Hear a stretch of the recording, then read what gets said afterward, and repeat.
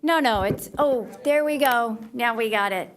And just so you know, if you would like to speak on a issue that's agendized, you can, now I feel really loud. You can grab, is it the pink slip, Amanda, or is it grab a pink slip and Amanda can help you? You can just write the agenda number if you'd like to speak. Or if you have open comment, that's the white slip, just to let you know. Okay. Abe, are we ready over there? You guys all ready? Okay, I don't want to get going. Okay, great to see everybody. Welcome, everyone. I call the February meeting of the Mobility and Traffic Safety Commission to order. Can we please have a roll call, Amanda? Yes. Chair June Hansberger. Present. Vice Chair Patricia Trouth. Present. Chris Duncan is absent. James Gross is absent. Glenn Johnson. Present. David Thiele. Here. And Jim Wong. Here. Thank you. Okay, next up is the Pledge of Allegiance. I'd like to invite everyone to stand and join me in the pledge. Anybody want to lead? Is it always me? All right. I pledge allegiance to the flag of the United States of America and to the republic for which it stands, one nation, under God, indivisible, with liberty and justice for all. All right, I think I'm assigning each one of you a month from now on. Here we go. Share the wealth here. Okay, first order of business is approving the minutes from the November 2024 meeting. Hopefully everyone had a chance to look over the minutes. Since I was not in attendance, I am gonna not vote on this. Is there a motion to approve? Yes, I move to approve. And I'll second. All in favor? Oh, I just have a little minor thing to change. So under adjournment, should be Vice Chair Trouth instead of Chair Hansberger. Thank you. I missed that. Okay. Thank you. Thank you very much. Okay. So back to, I think we had a first and a second. Can we go ahead and vote to approve? All in favor? Or is it going to be, are we going to vote? Or what do you? We can vote. Okay, let's go ahead and vote on the floor. Oh, I don't know where it is. Fails. It is not. Sorry, I think that was me. That's okay.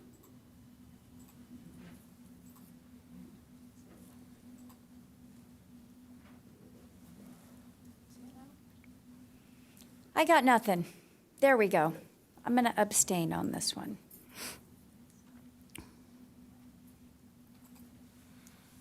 Okay, motion passes 4-0. Next up is agenda item number 5, which is oral communications. This is the opportunity for the public to come up and address any issue they have here with us tonight. There is a 3-minute time limit, and just so the public is aware, we cannot engage in dialogue with public speakers on the issues they bring to the commission because they are not on our published agenda. However, we are listening, and we can address the issues at the end of the meeting during our Commissioner's Corner. So do we have any speakers to speak on items that are not on the agenda? No public speakers. No public speakers tonight. Okay. Next up is agenda item number 6, special presentation, proclamation, and announcements. 6A is San Diego County Sheriff's report on enforcement in Encinitas. Thank you for being here tonight, Traffic Sergeant Collis. Do you have a presentation for us? Unfortunately, I don't. We just moved to a new report writing system for our departments, so that where we pull our statistics from has not been created yet. So hopefully next month I'll have that, and hopefully it'll have even more information than previously. So we'll see. Okay, great. I do look forward to seeing the new report. Thank you. Do any commissioners want to ask any questions of Sergeant Collis? We've been off for a few months. I know there have been quite a few different traffic incidents. Does anybody have any concerns, questions? Thank you.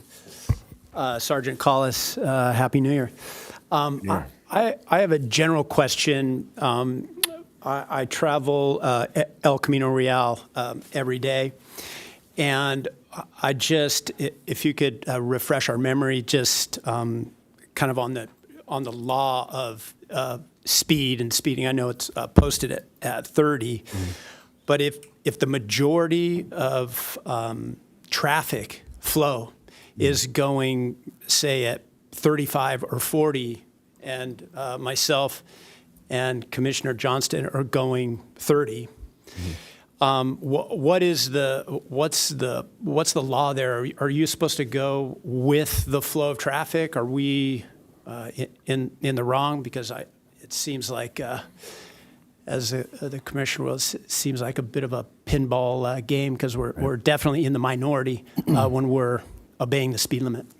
Sure. Yeah. So that's a myth that you have to keep up with the rest of traffic. That doesn't count for any enforcement at all. We go by prima facie speed, and essentially we have to be able to prove the unsafeness of the speed.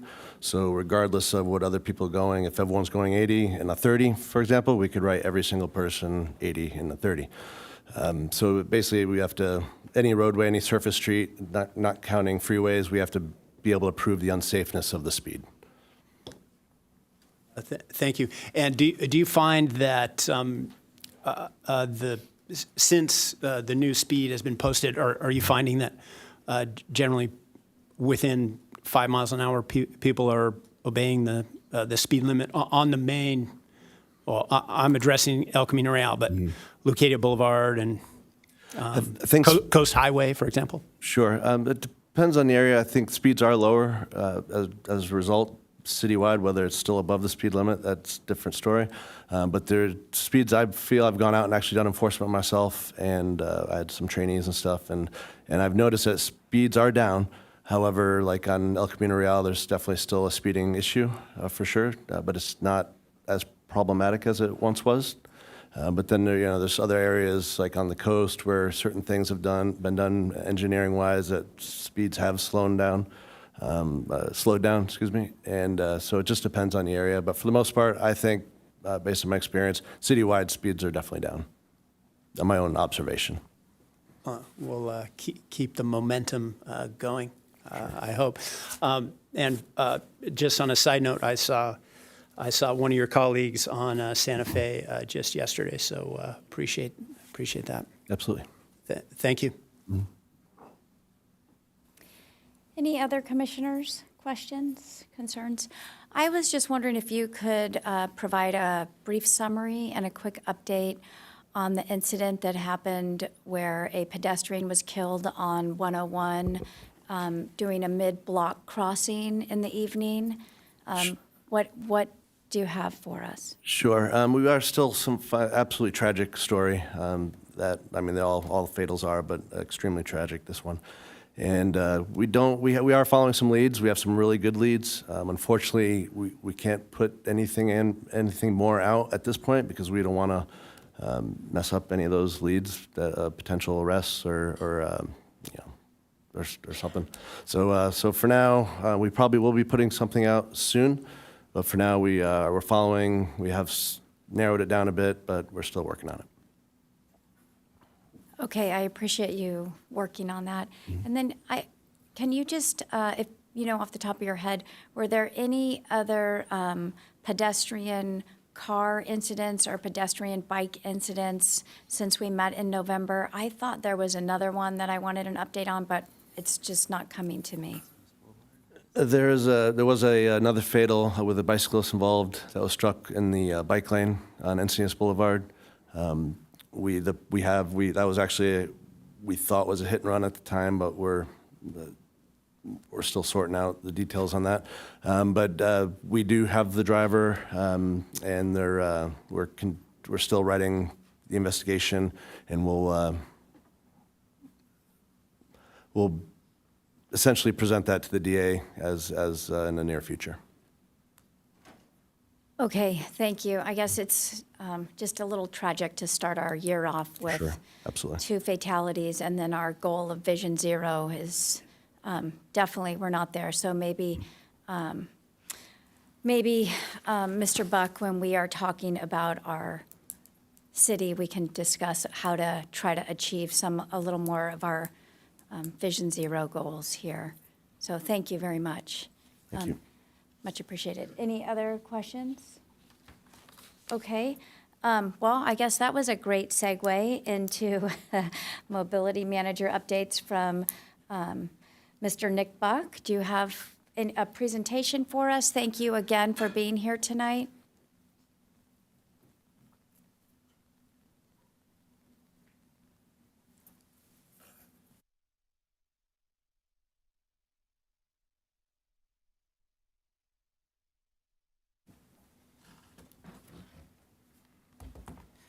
Good evening, Chair, Commissioners, and members of the public. Yes, I do have a presentation this evening. It's nice to see you all.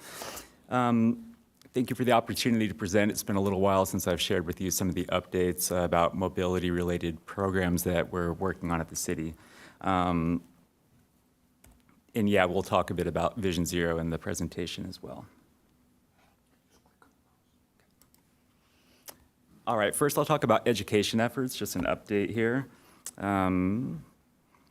So we're proud of our efforts. We've been really at this for years now, especially our collaborative efforts with our schools and providing safety and skills trainings at all levels of public education.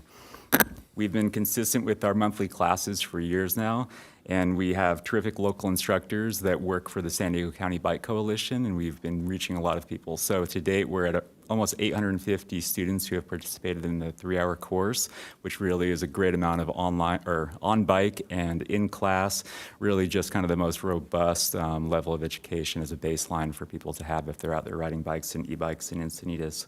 Those classes are offered twice a month, and just when you think things are slowing down, then last month we had our biggest class ever to date. So we're really just kind of rolling with it and reaching a lot of people, and that's a good thing. Really want to give a shout out to a couple of our local instructors, Christine Schindler and Ron Dashwood, both Encinitas locals who have taught a lot of kids and adults and just people of all types and all ages to be safer out there on bikes. Really appreciate them. Also thanks to our Sheriff's Department for their enforcement, but also for the many interactions that they have with cyclists, where they always take every opportunity to educate as well. Also on the slide there, you'll see that our weekly mobility tips and mobility-related project updates.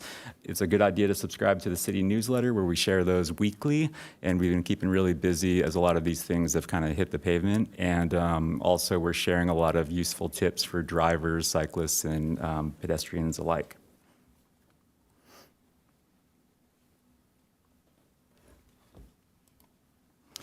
I want to talk about microtransit. That's a project that we're getting into. We've talked a little bit about before, but now we're really jumping in. The city of Encinitas has prioritized the need to study microtransit to really inform us what the future could look like for transportation in Encinitas to meet those first and last mile needs. So microtransit, what is microtransit? It's an on-demand or scheduled shared ride transportation service, uses technology to provide flexible routing and scheduling. Some key characteristics of that program there on the slide are that they're technology enabled, that they are based on shared rides, passengers traveling in a similar direction might share a vehicle, flexible routing, variable scheduling, and right-sized vehicles. Typically, they use smaller vehicles like vans, shuttles, or SUVs. Some examples of other programs in our kind of North County and within our region. Examples are GoSide, that's the Oceanside program, which is focused in the downtown area. There's NCTD Plus, which is a pilot program of our public transit provider. City of San Diego has had their FRED program going for some time. National City, that's clever. So there's FRED and there's Frank. It's like National City just kind of went with that. But Frank program in National City, the Chula Vista Community Shuttle, Pacific Beach Beach Bug, and Carlsbad Good Ride. You'll see that some of those are pilot programs that ended in the last year or more. Those are some of the programs that have been going on. So when we're talking about microtransit, we're really addressing the transportation gap. So traditional public transportation, buses and trains, they often follow fixed routes and schedules, which might not serve all areas or travel needs. And then private transportation just kind of relies on, that people own their own vehicles, which can be expensive, inconvenient, contribute to a lot of parking messes, and contribute to congestion and pollution especially. That leaves a gap in transportation options, especially for that first and last mile solution, travel within low-density areas, and people without access to private vehicles. Also, a lot of younger folks are just choosing to not have private vehicles, so providing enough options that they can get around with, and also lessen their carbon footprint as well. The benefits of microtransit: increase accessibility, connect people to their jobs, healthcare, education, other essential services, improved efficiency in many cases, enhanced convenience, more flexibility than fixed route bus service, and more affordable than ride-hailing services, reduce environmental impact, promoting shared mobility, and locally it aligns with our climate action plan goals. And then that first and last mile short trip solution bridges the gap between existing transit and people's homes or destinations. I talk about microtransit because I think that we informed you at the end of last year that we were working on taking items to council, which was for authorization to use some grant funds that we had secured, and then also to get the approvals on contracts with the Department of Energy's assigned technical advisor, which is the National Renewable Energy Laboratory.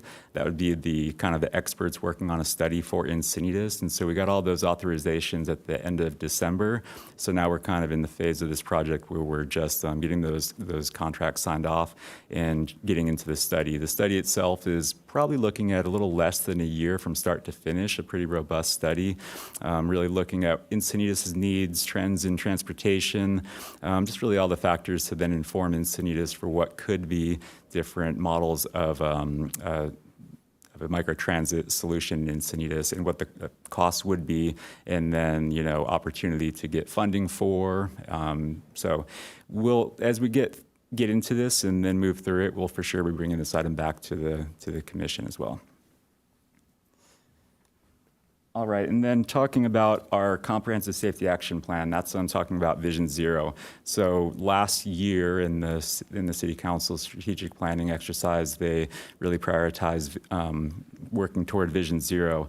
And so a big step toward that is developing a plan. So we've been working on that plan for most of the last year, and we're really getting close to delivering that as a final report. Before that happens, we'll return to this commission next month.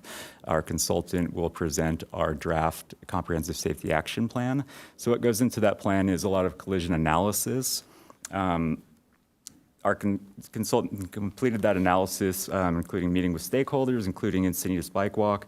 We gathered input through community events and comments submitted specific to Encinitas as part of SANDAG's recently completed Regional Vision Zero plan as well. Through the study, we looked at Encinitas' roadways where crashes occur, factoring the seriousness of crashes, who was involved, such as whether it was a child, a senior, many other contextual factors, such as proximity to schools, beaches, parks, as well as speed, lighting, sightlines, et cetera. The outcome is a list of priority corridors, which we call our safety priority network. That's the SPN there. Then the study takes a deep dive look at the top priority corridors and recommends countermeasures based on proven engineering and programmatic strategies to reach the goal of Vision Zero. And the recommended implementation strategies in the plan are based on the Safe Systems approach, which is oriented around the 5 elements of safe road users, safe roads, safe speeds, safe vehicles, and post-crash care. So as I mentioned, next month, our consultant will join us to present the draft plan to the Mobility and Traffic Safety Commission.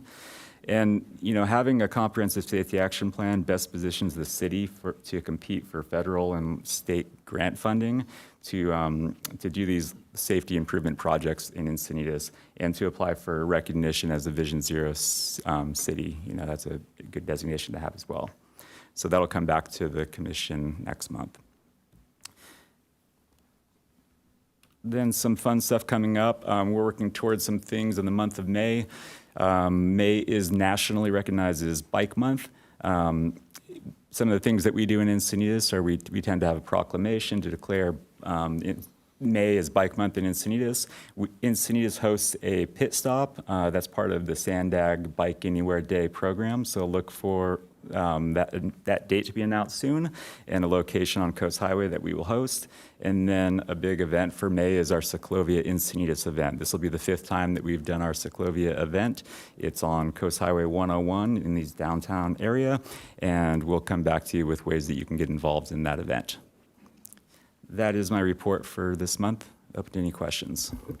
Thank you so much for that. I am really looking forward to the report on the safety action plan. I think that's going to be important to just implement some safety measures in areas where we currently are lacking. Additionally, I might have missed it, but we had that whole discussion about microtransit. Did you tell us what program we have currently in Encinitas? Do we have anything similar like the Oceanside program, or, okay, we don't. And did I miss that? I'm sorry. Are you doing a study to try to implement one? Can you just circle back to that? Yeah, the reason that Encinitas is getting into a study is because it's certainly a trend in transportation, and we definitely have deficiencies in our kind of reach of our public transportation, like in form of buses. So we lack some of that, convenience and options for people to get around town. So it's something that we're looking into, and also in having a program like that, it can reduce our carbon footprint by providing, these electric vehicle rides and shared rides, that sort of thing on demand, less ownership of private vehicles as well. So it's something that we're getting into only to inform us on what might be the best solution for Encinitas. Many cities, this is something that they're getting into. Some of these other programs that were mentioned that are around the region are, sometimes more specific to perhaps like moving visitors and tourists around a popular downtown area, or it might be related to, job centers. Carlsbad had a pilot program that really took people from the train route to like Palomar Airport Road and some of these kind of focused areas. What Encinitas is looking at is just like, what are the needs, what are the desires of the public, and then what that would look like in a program. So that's what we'll come back with. Okay, thank you. And is that like an in-house study that you are doing? Yeah, good question. A big part of the reason why we're doing this study is because we were able to secure grant funding for the entire study. So, these studies they're not cheap. And so in total, the city was able to secure about $222,000 toward a grant study. That was from a few different sources, one being a grant from San Diego Community Power, another one a condition of approval of the project at Fox Point Farms, and then the third being a voucher grant program from the Department of Energy. So it's no general fund costs. Okay, fabulous. Thank you for getting those grants. I know that's a lot of work. And then when can we expect to see the study? The study, we're aiming to conclude the study. We would love to have it done by the end of June. It could push out into early fall. It really depends on how kind of deep we get into the community outreach portions of it. So we're working on refining the scope of work at this point, and as soon as we have that complete, then we'll really know what the timeline will look like, but expecting that it's going to be later in 2025. Okay, sounds great. Thank you. I think I asked all of my questions. Any other commissioners? Commissioner Johnson? Yeah, Commissioner Johnson here. I'd like to encourage you to go ahead with the microtransit study as quick as you can. We certainly need that, especially with the housing element sites opening up. Thank you. Commissioner Wong? Yes, thank you, Mr. Buck, for your report about the microtransit. Of course, I'm all in favor of that. I realize one of the problems will be funding after the study's done, because that's a continuing effort.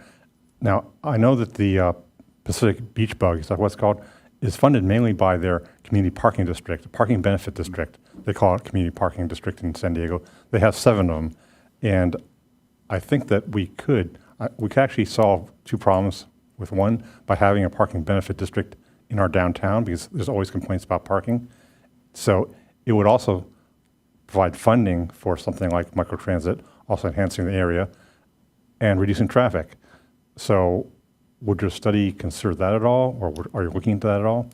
Yeah, we're really going to leave it to the study to inform us what are the needs, and that's going to, we're going to find out what the needs, wants, desires are through a lot of community outreach and surveys and just kind of, gathering that information from the public. That's a lot of the work of the consultant on this project. Then that'll tell us kind of what it is that people want to see, hope to see, and then what a program like that, what the design would look like. They'll certainly factor in those things and what's been successful in other places. While we don't know what the study will tell us yet, we're going to leave it to the study to inform us. But, anecdotally, we have a pretty good idea that, people from all parts of Encinitas would love to get to the popular places they want to be and do that without their car.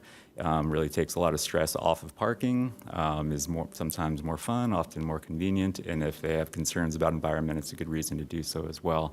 So, to answer your question, Commissioner, yeah, we'll kind of wait and see what the study informs us of, but that will be considered as well because they will make a lot of, kind of cite a lot of other examples of programs and make recommendation for how you might fund this thing. So that certainly could be something that's recommended within the study.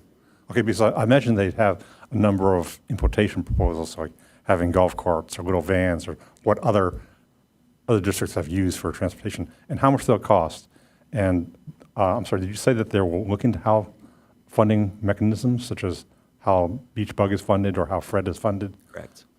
So they'll also have an idea of how much it'll cost and where that money comes from. It's not their problem, but Correct. They will be looking into funding options then.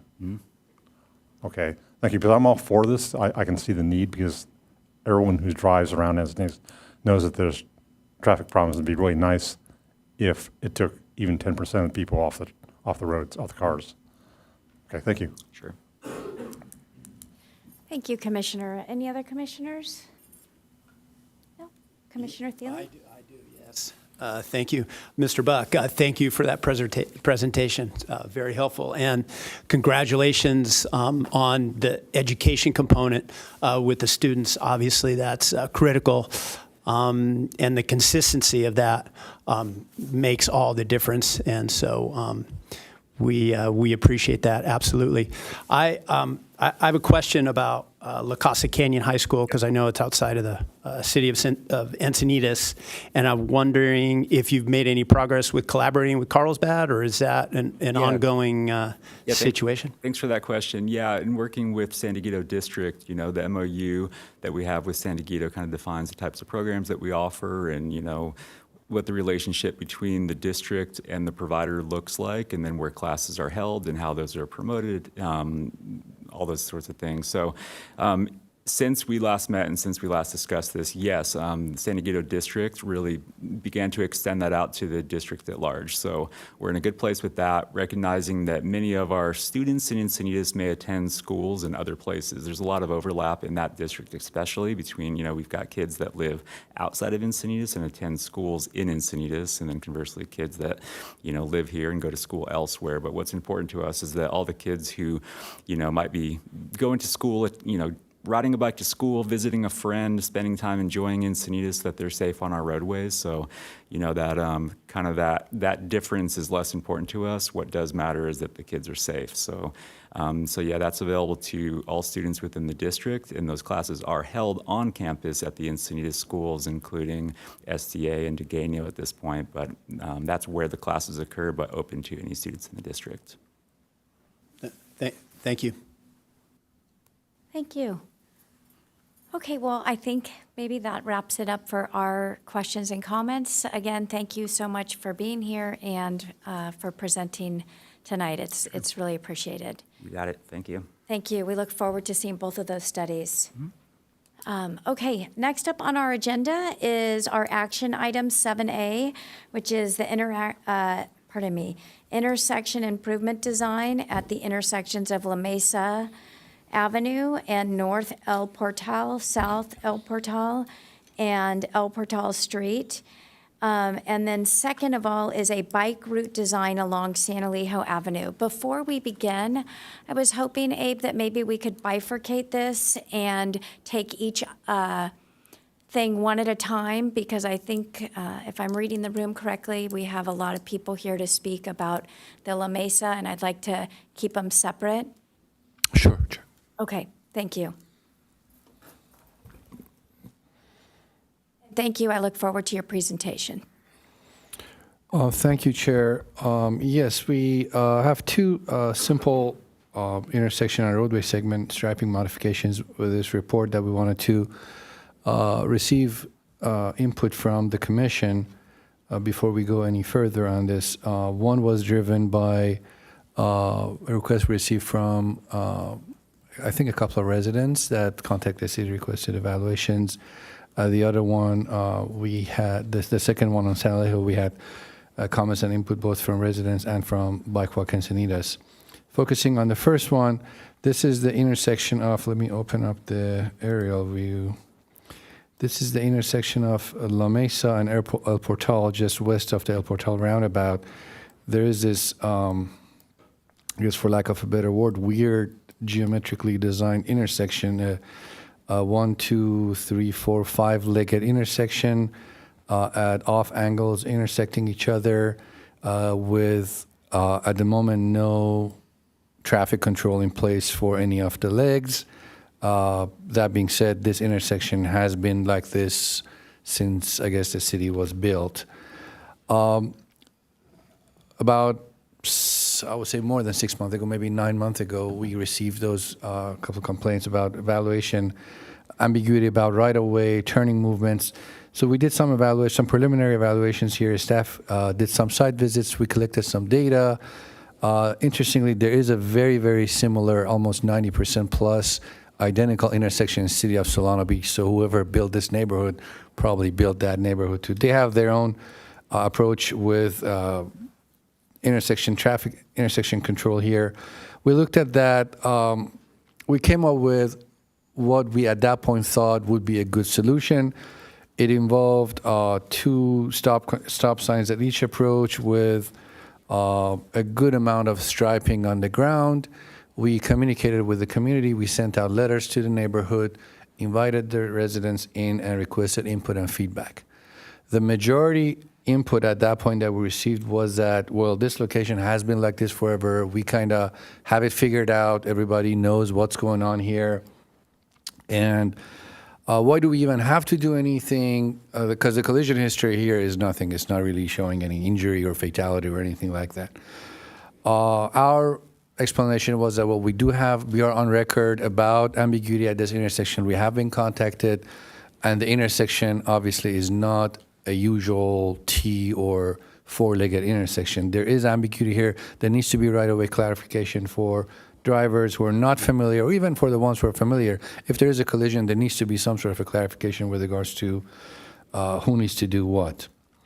That being said, the design that we at that point had presented to the residents, the majority did not support that because of the fact that they said there is a lot of marking and signage and basically changing the nature of the community to a whole serious roadway with like a lot of lines and a lot of symbols and everything. So we thought about it interim, like what can we do to make it a little bit more clear, but not necessarily to the level of excessiveness that we had last time.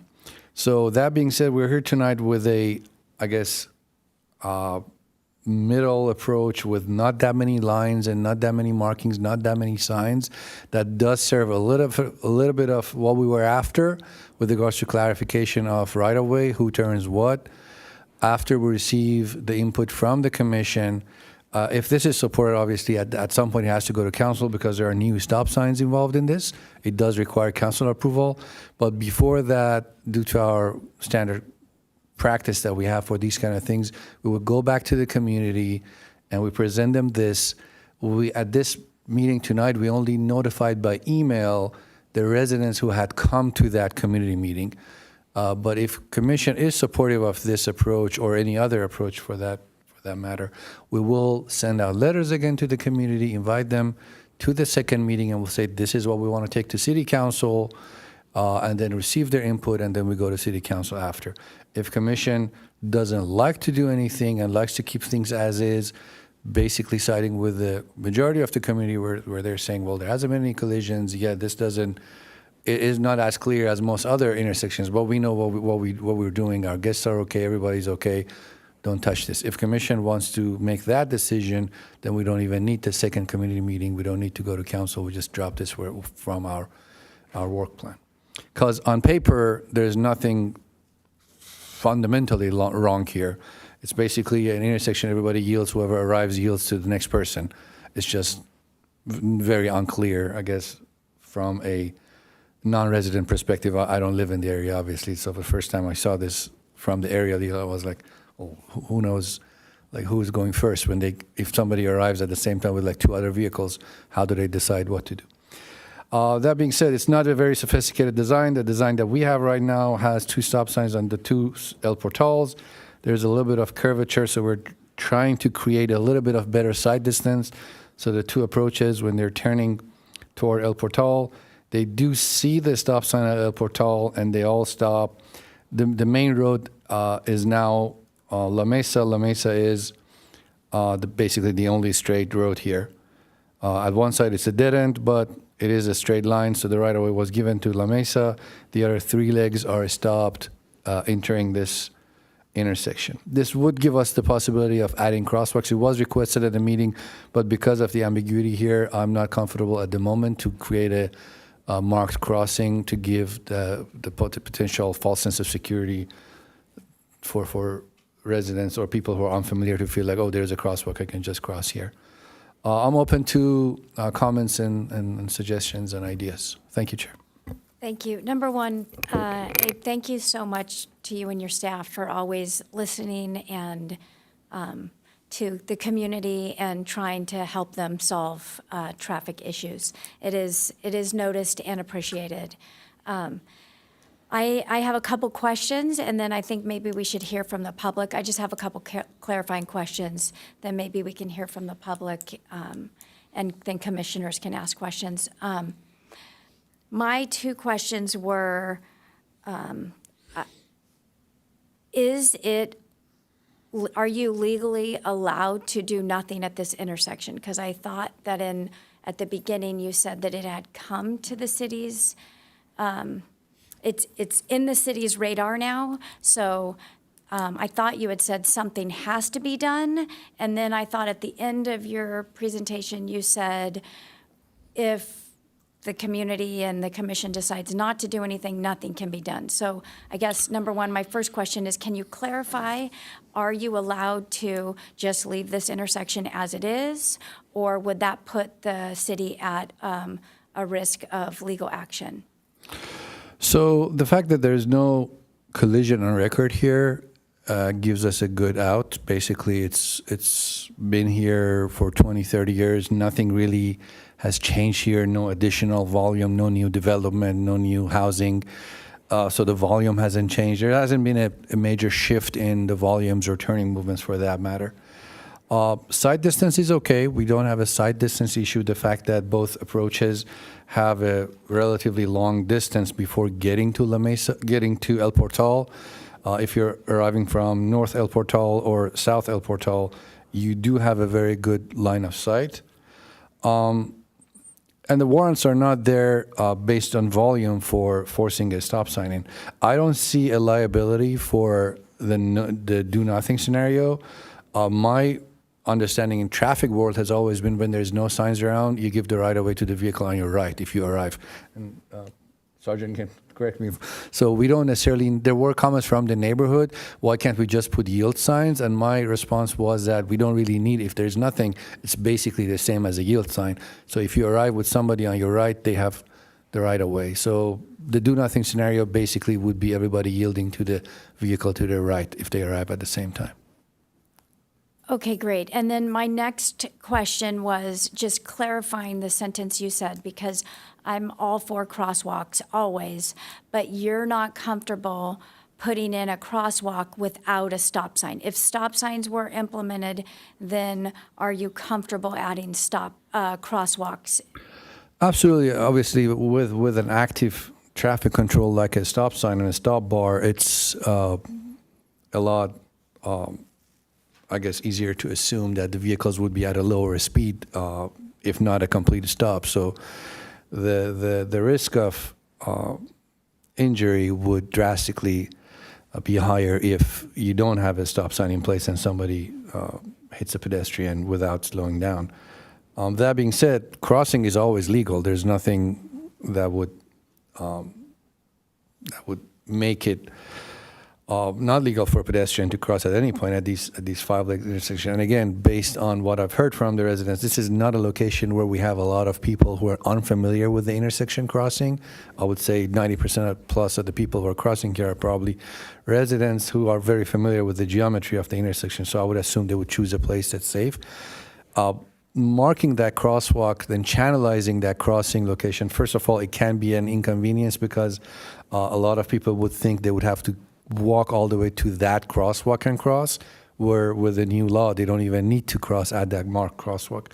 And the second is that we have that false sense of security where you mark a crosswalk and there's no rectangular flashing beacon, no yield lines, no shark teeth, no extra marking. This can cause a little bit of, not negligence, but like less attention from the pedestrian side because they feel like they're crossing over a high visibility crosswalk. Addition of like flashing beacons, because it's a very residential area, I have other concerns where those lights can be nuisance to the people who have windows in this area. So I wouldn't want to add RFB with the crossing. Yeah, it would be better, I think, to leave it as is, not just striping a crosswalk with nothing else. Okay, yeah, no, I'm very familiar with the intersection. I use it quite often, so I do not think flashing beacons would be needed or a good idea. I just was trying to clarify that if a stop sign went in, then yes, you could be comfortable painting something on the ground.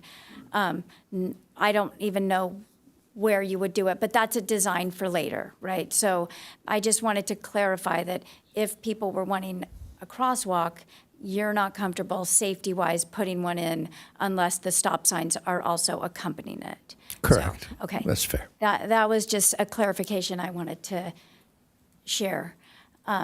Not being a traffic engineer, we all might need to know that. Okay. So Amanda, do we have comments from the public? We do. We have 5 public speakers. Okay. And I think so public speakers know, you're given 3 minutes, correct, to speak, and we're not allowed to address you. It's not a dialogue, just so everybody is familiar with the situation. Okay, thank you. First, we'll have Michael von Neumann, followed by Christine Wagner. I'm speaking on the second one. Okay. Thank you. So Christine Wagner first, followed by Scott Cordes.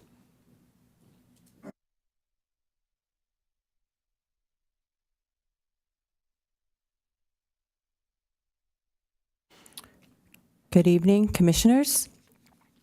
I live on La Mesa Avenue, and my family's been in the area for well over 40 years. As the engineer has mentioned, there's never been any problems with the intersection, and we'd like to keep it that way. I do want to address the lack of public notice that was sent out. I attended the community meeting that happened in the fall, as did many of the other neighbors who are not here. I was alerted by another neighbor who did get an email from the city. So I believe we all filled out our name and contact information at that meeting. So we're at a little bit of a disadvantage not having all of our neighbors here. I'd also like to request that the 72-hour public notice be modified to 3 business days. It seems a little disingenuous that something gets sent out on Friday for a Monday meeting. So that is a request that it be 3 business days and not just 3 days, 72 hours before the meeting. Let's see. Chair, thank you for requesting that these 2 items be separated. I think that's important for the agenda, that action items be separated. So that being the case, the recommended action, I'm not quite sure what applies to this intersection as opposed to the bike route along San Elijo. I'd like to know what a recommended new AWSC is to the city council. I'm not familiar with that acronym. Yeah, so we saw a few different designs. This is definitely improved from the signage that we saw at the last meeting. There was much too much paint, lineage, just too busy. There's so much busyness in this town. That's part of the trouble with the traffic around this town is there's just too much signage, too much lines, too much congestion, and that creates a lot of the problems. So less is more in this circumstance, and we'll look forward to hearing more. Oh, I'd like to get a copy of the report, please. I didn't see it. I didn't see the title on the report that you were putting up on the screen. So if we could get what that report is called and have access to that, we'll appreciate it. That's all I have. Thank you. Thank you for your comments. Just quickly, I think that Abe, do you want to, two things, address the 72 hours notice? We have had these discussions before, and I think that if that needs to be changed, that is through the city council, correct? That's correct. I think the law, I think, is 72 hours. We always try to shoot for 5 days instead of 3 days to post on Wednesdays. Yes. But a lot happens because there are like rounds of review that happens it's not just traffic division. These get reviewed and there are processes in place. So sometimes there are staff time offs that I myself am not available on Wednesday. Amanda is not available on Thursday. Sometimes situations happen, and we're not a very big division. We're just 4 or 5 people in our division. So we always shoot for Wednesday. I think we've been relatively successful in posting Thursday last year, but we always shoot for Wednesday. So Yes, thank you.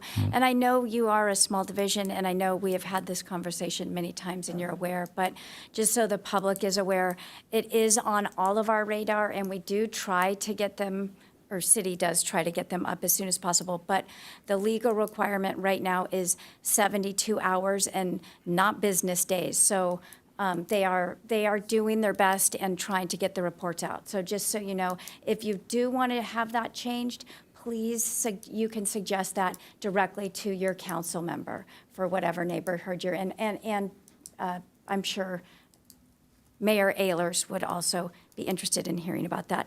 The next thing I would say is if you did suggest, any neighbors, if they did put in their email address and they did not get the email that everybody else got, please maybe clearly print it again. There must have just been an issue because I'm sure that Abe and his team, did their best to input all the email addresses. So if you didn't get the email, and then the report I think is linked on the agenda item. So Correct, yes. Right, the report you asked is linked on the agenda item on the city website. Okay, I think those were all those questions. Who is our next speaker? Next speaker is Scott Cordis, followed by Phil Shaben. Hello, neighbors and city. My name is Scott Cordis, and I am the property in the white roof just to the right of the vacant lot there on this property. I've been there since 1980, 44 years. Without any kind of prejudice, I'm saying believe the development was started in the 1920s, so we're well past 80 years, not 20 or 30 years.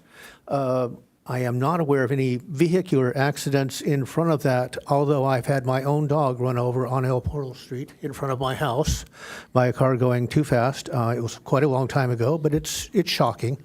I have been witness to a very large number of potential pedestrian incidents. I have not seen very many car accidents. We did a couple months ago.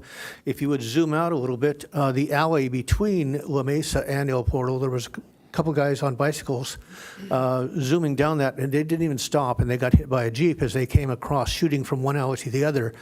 It has been fairly uneventful. We don't want to wait until it is a really bad problem. But again, if you could zoom out a bit more, there. So you see stone steps down in the sort of lower left-hand side there, and there's Palecki School on the other side. With the roundabout and the underpass, we do have a lot more traffic going to and from the east side of 101. We also have transient housing or transit people in the hotel there on the corner. So it's not the fact that everybody in the neighborhood does know the traffic flows. If you look at the intersection itself, it has pedestrian ramps built into the curbs at the point of the intersection of the El Portals and on both sides, north and south of La Mesa intersection to El Portal. So again, the biggest problem to me is the ambiguity on how the increased pedestrian traffic is supposed to safely get to the school and to the beach on a regular basis. I do not see any form of speed limit marking anywhere in the area, which leads to the high speeds, or my observation of much higher speeds. If you go from 101 towards La Mesa Street, you'll notice that it's throttled down a little bit with a median right between the hotel and Leucadia Glass. It then widens out to 40 feet. As you cross Melrose, or as you cross La Vita, going forward, it goes down to slightly less than 30 feet. I measured two cars parked legally in front of my house on El Portal Street. Both were, one was the tires completely against the curb, and the other one was about 6 inches off the curb. And from tire to tire, it was less than 16 feet, which does not leave a 8-foot lane for traffic going either direction. That did not include the mirrors on the cars, nor did it account for people not parking completely against the curb. At the school, we also have a weekly farmers market. So we get a lot of people there that are not very familiar with the area. For the most part, sorry, I know I'm just run over. Thank you for your comments. Do we have any more speakers? We do. Next speaker is Phil Shaben, followed by James O'Hara.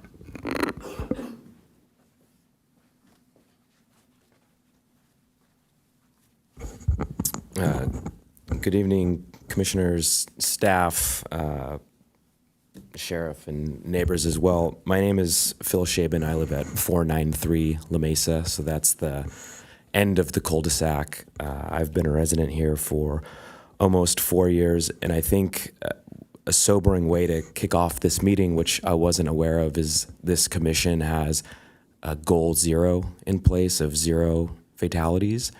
If any of you had been to the last meeting with the residents that have been here much longer, they've been here 30, 40 years.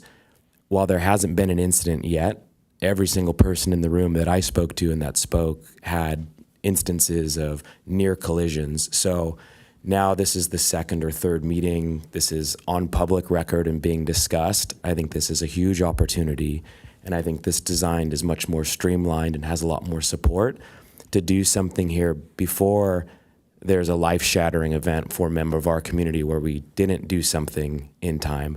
And with respect to the community members that have lived here longer, if you zoom out, you can see the 2 new builds. That's a large house and an ADU. That's at least 6 cars, 12 trips a day coming to and from work. Scott raised great points about the people coming into and out of this community, right? We have this new infrastructure that brings people to this area. And if you overlay the city's map of short-term rentals, it's littered around this Stone Steps neighborhood. People are excited to come and see what our community has to offer. There's nothing telling them at which speed to go. So this is a huge opportunity in front of us to clarify this before something happens. Just myself yesterday, riding my bike with my 2 young boys on the back, coming north on La Mesa, a car with Arizona plates coming down south El Portal. My family, we call it the gauntlet because it just doesn't make sense. He looked at me and I looked at him, and it was, how did we get here into this near collision? So I just want to commend the city for continuing to do this study when the feedback was overwhelming that it could be better, the city went back to do that. And I think a silver lining in all of this, separately, I had requested a second dead end sign be placed on the west side of La Mesa heading into the cul-de-sac. It was studied and implemented. I was out of town the day that it was installed. I came back the next day. 100% better. There was no speeding cars. It's rarely somebody who had made the wrong designation waiting for their maps to load. I'm trying to get up to Neptune. I made the turn too sharp. So please, these things aren't trivial. This affects our community, and it's time to do something. Thank you. Thank you for your comments. Next, we have James O'Hara, followed by Terry Shipman.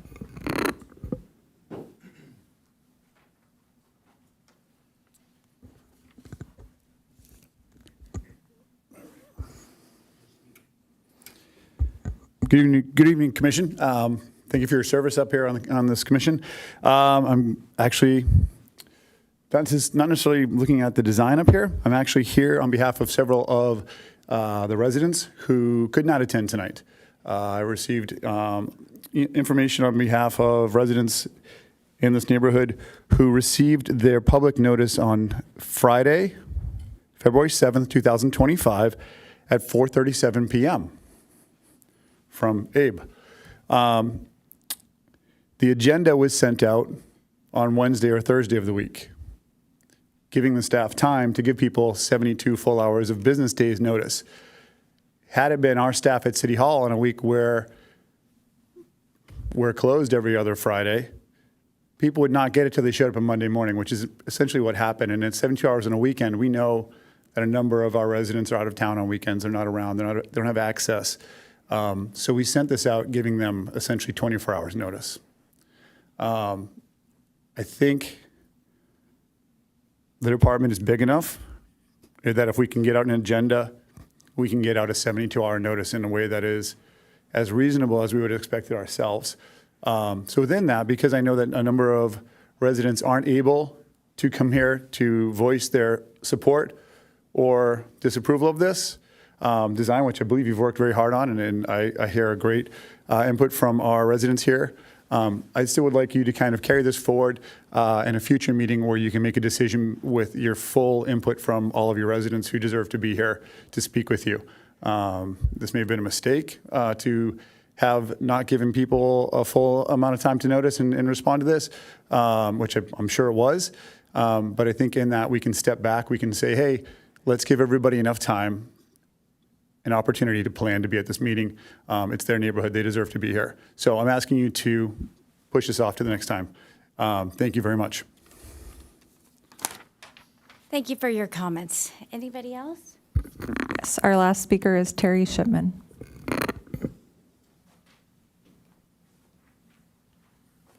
Hello, everyone. Yes, so I thank you for letting me speak and appreciate your time. I agree with the late notice. I actually heard it. I did come to the last meeting, and I did not get an email, and I did gave you my email. So a neighbor had been in contact with Abe, and so they let me know that this was occurring. I do live right at that intersection, and I watch it all day long. I think that a stop sign, so the L portal issue, I'm pointing as if you can see what I'm pointing at, but the L portal issue is one thing. That's narrow area. I don't know how you put a stop sign in a line when there's no road except for a 16-foot area to be there. But the other V part, I feel, is that, people just go straight up and straight back, and to create a stop sign, I don't think anyone ever goes that fast from what I observe. So I'm in favor of, a 15-mile-an-hour zone, a slow down type thing. I know you can't yield because, as the conversation was, who do you yield to? But I really believe in just letting people know that it needs to be a slow down area. Stop and go is more signage. It means stopping and accelerating, which creates more noise factor in the hood. And I think that things function very well as it is. And I do understand the future part, what you're saying.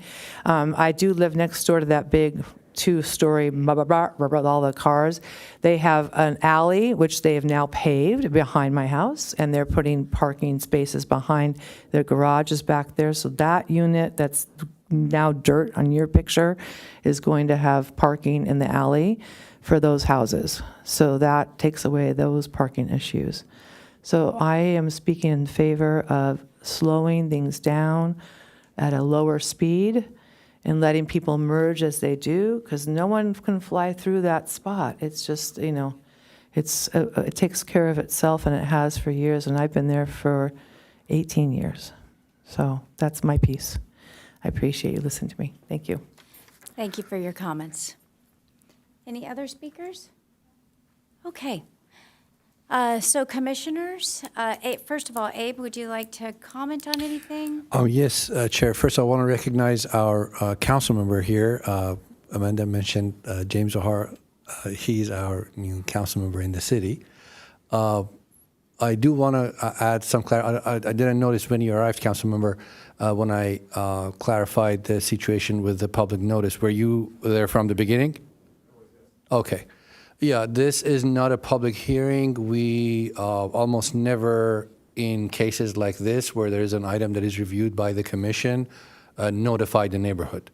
That has not been our practice. That can be a direction from the city council that we do, but we have 12 meetings a year, well, I guess 10 meetings a year, and there are about 30, 40 items. Almost always it involves a certain part of the city.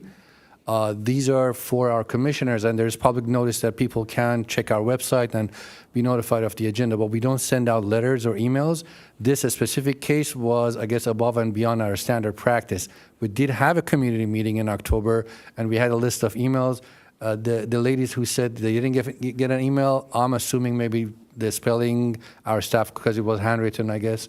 I don't know why they didn't. I asked the neighbors that all were here, and no one got the email. The only people that got it that emailed you directly, I'm sorry, just really, did you get, No. I had back and forth with Amanda. She has my email. It does work. I didn't get yours.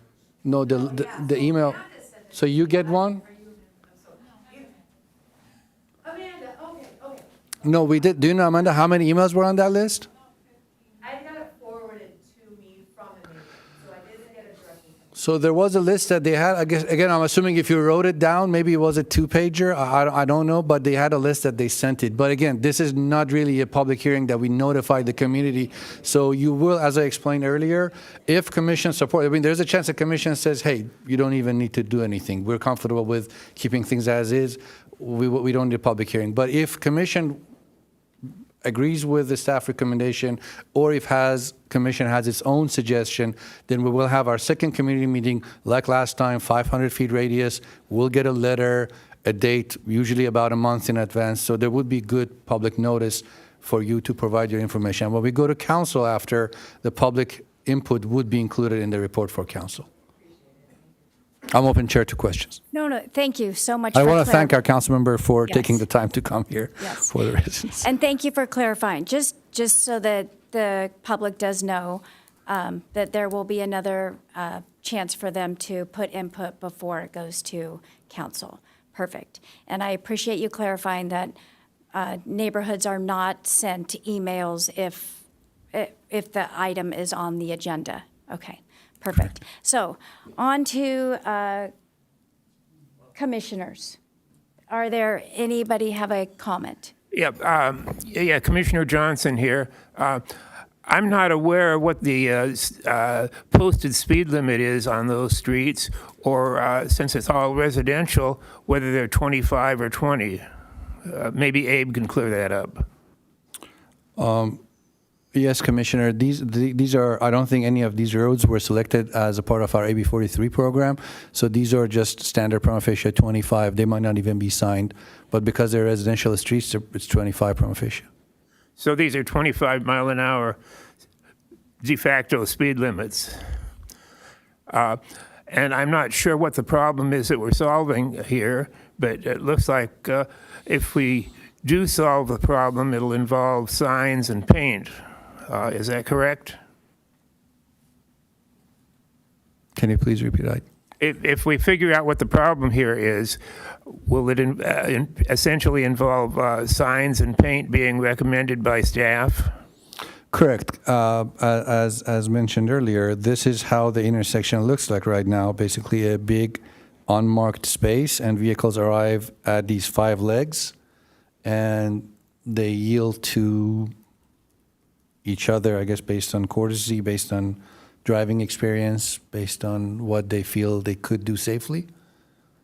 That's what has been going on here for the past 90 years from what I've heard. Okay, perfect.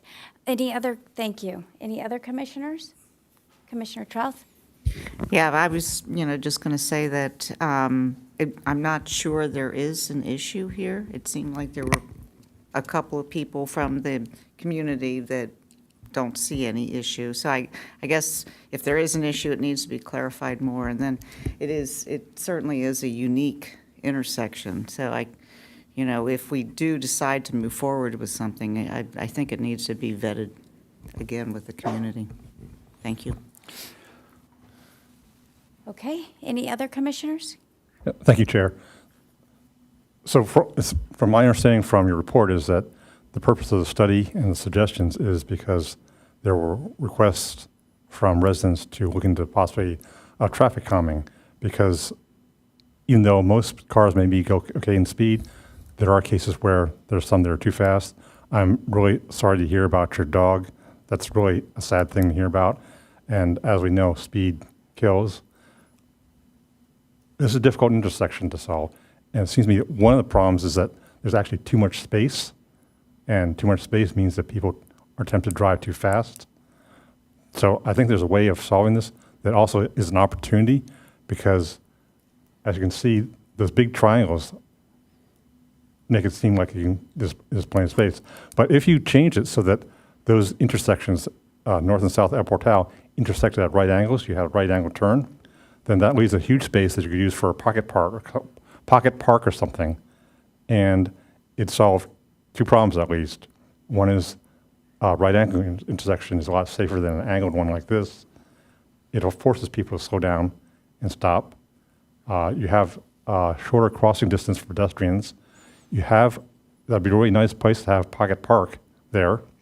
And there'd be a shorter crossing distance for pedestrians. So that's just an idea that is a possibility. I don't live there, so I'm not a resident. I really can't say. You're the one who knows about safety, and it is up to residents to think about this, but that is an idea I want to throw out. That interestingly was the original staff recommendation. Okay. That was rejected by, I would say, 95% plus of the community. That was exactly the staff recommendation. Okay. Thank you. We think alike. Okay, Commissioner Thiele? Abe, thanks for that report. There was a mention of the width of El Portal. That's not an issue at the intersection there, the entry? Yeah, I guess fortunately or unfortunately, fortunately for, I guess, liability purposes, this situation where we have less than accommodating width for parking on both sides and having a two-way traffic in between exists in more than, I would say, half the city, where we have roads that the width does not allow for, I guess on paper, does not allow for parking on both sides and having 2 10-footer lanes on each side. We have had multiple conversations with our city attorney's office, with our risk management. We have it a lot in Cardiff area. We have it in, even in New Encinitas, we have it a lot. Lucadia, for sure, we have it. The idea was that because the city was incorporated like this, and the parking existed, unless the city has enough funding to widen the roadway to their ultimate width with their ultimate cross-section, kind of like you see on east side of, I guess, the east half of El Portal here, where the road is wider, we have sidewalk, and we have enough width. we don't necessarily need to go around town with a bucket of red paint and just eliminate parking from half the city roads to create that additional width. It does have that additional traffic calming effect with the additional friction, because with the two 7.5, 8-footer, 7-footer parking lanes, the remaining width is barely enough for two cars to pass each other at 5 miles per hour. So it has been accepted as a I guess, non-planned traffic calming measure, these parkings on both sides, and eliminating those would require like a citywide, because there's not just one or two streets. We have a lot of these, like pretty much 90% of Cardiff is like this, half of Leucadia is like this. This was not a direction from City Council. With our new council might be, but again, the balance is eliminating hundreds of spaces of parking in the city for having standard lane widths, which argument can be that it might even lead to higher speeds, because right now with the increased amount of friction that we have because of this tightness leads to slowing down vehicles, wanted or unwanted is happening. But it is correct, with parking on both sides, we don't have enough width for two 10-footer lanes. It doesn't exist. Thank you. Yeah, I happened to be on this road. I was riding my bicycle, but definitely that section that was mentioned earlier from the Coast Highway roundabout heading west. There was I witnessed two speeding vehicles, and they obviously had to slow down. There was a vehicle coming off of La Mesa, so it was a little bit dicey. Definitely one had to yield because I think there was a car parked. So it's kind of a yielding challenge. Who's going to yield first going into that narrow section there? And I would also comment that you don't want to get into the situation where you don't do anything, and then there's a tragic situation, and there's more.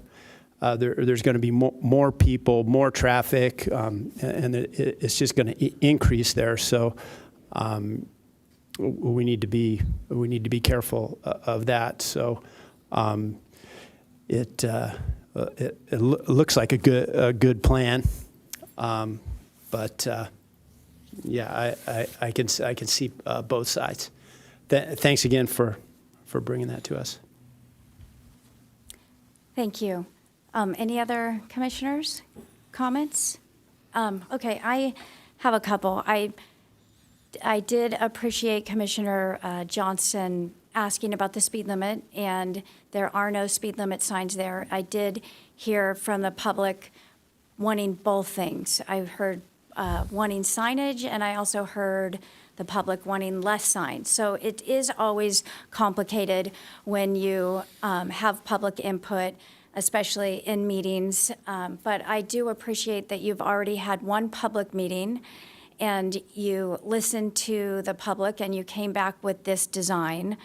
And no matter how we proceed tonight, it sounds like if we do approve this, there will be another public meeting to discuss it. Is that correct? Yes. Yes.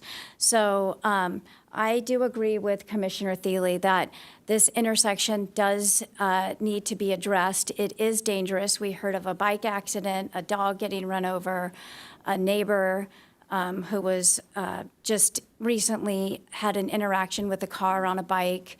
I do think it is a matter of time, especially with the El Portal roundabout there. I run this section probably twice a week using that using the El Portal cross, and I see parents pushing strollers on their way back and forth to Pawlecki, accessing all of the area up through here.